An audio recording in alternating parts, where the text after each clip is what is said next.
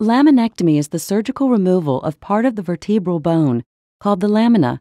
24 vertebrae make up the vertebral column, or spinal column.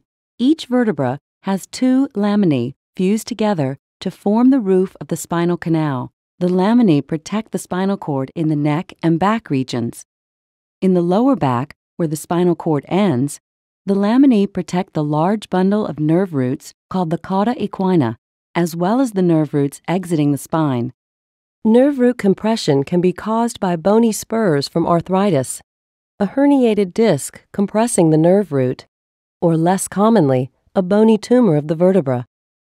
A laminectomy relieves back and leg pain caused by this nerve root compression by removing all or part of the lamina. This immediately alleviates the pressure on the nerve root.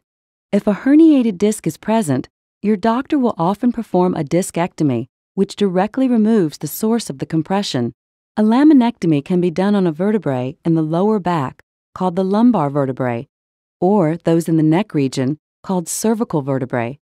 Microlaminectomy and microdiscectomy are procedures performed with the aid of a microscope. When you arrive at the hospital, an intravenous line will be started, and a catheter may be placed in your bladder to drain your urine. Just before surgery, you will be given either general or spinal anesthesia. Spinal anesthesia is injected into a sac that surrounds your spinal cord and numbs the area where the doctor will be working. With spinal anesthesia, you will be awake during the procedure, but you will have no feeling in the lower half of your body. A laminectomy takes about 1 to 3 hours. You will lie on your stomach or on your side for the duration of the procedure. Your surgeon will begin by making a small incision overlying your spine. Retractors are used to pull fat and muscles away from the lamina.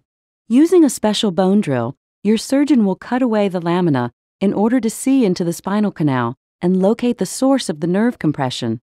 If a herniated disc is causing the compression, he or she will perform a discectomy by removing the protruding part of the disc.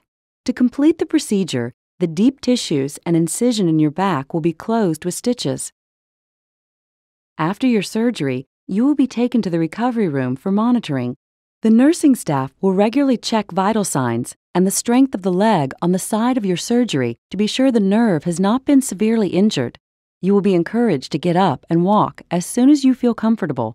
If a catheter was inserted before your surgery, it will be removed before you leave the hospital. If you've had an uncomplicated discectomy, you will likely leave the hospital the next day. Laminectomies performed for other reasons may require longer hospital stays.